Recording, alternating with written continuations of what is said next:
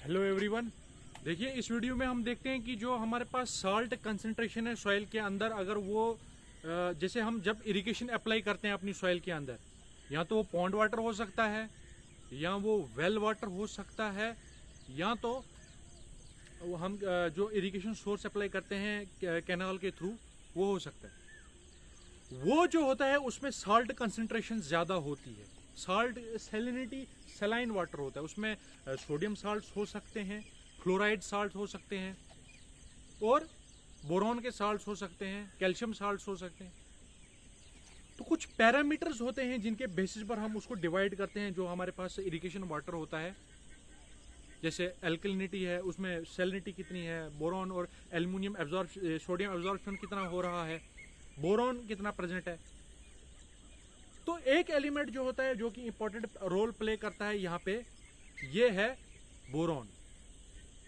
जो बोरॉन होता है, अगर ये हमारे पास 1 ppm अगर सॉइल, अगर 2 ppm है, ये मतलब कि 2 मिलीग्राम पर लीटर, इसका मतलब ये क्रॉप की ग्रोथ को डिट्रीमेंटल वे में डिटेरियोरेट करेगा।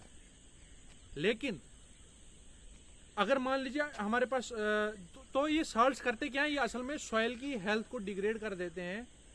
सॉइल की फिजिकल स्ट्रक्चर उससे डिग्रेड हो जाता है और क्रॉप की ग्रोथ नहीं हो पाती, क्रॉप की ग्रोथ हैम्पर हो जाती है, क्रॉप की प्रॉपर ग्रोथ नहीं हो पाती है। तो क्या होता है, जो बोरॉन एक्यूमुलेशन होती है सॉइल के अंदर, मान लीजिए अगर मेरे पास 1 हेक्टेयर का एरिया है, वहां पे मैंने अगर 1 सेंटीमीटर इरिगेशन लगाई, 1 सेंटीमीटर की इरिगेशन दी, लेकिन जो जर्नली हम इरिगेशन देते हैं वो 5 सेंटीमीटर की देते हैं।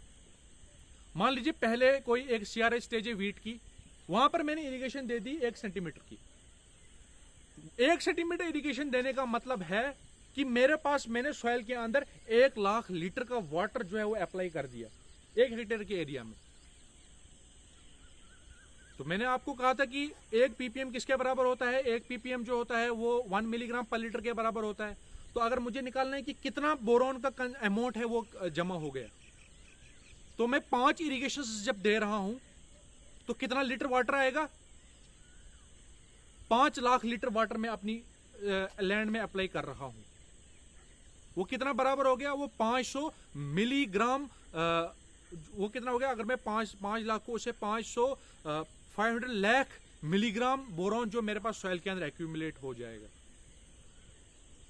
और ये किसके बराबर होगा, ये 2 kg बोरॉन के बराबर होगा। और ये इतना ज्यादा डेट्रीमेंटल होगा हमारी सॉइल के अंदर, ये सॉइल की उनकी मतलब कि क्रॉप की ग्रोथ को डिट्रीमेंटल वे में अफेक्ट करेगा।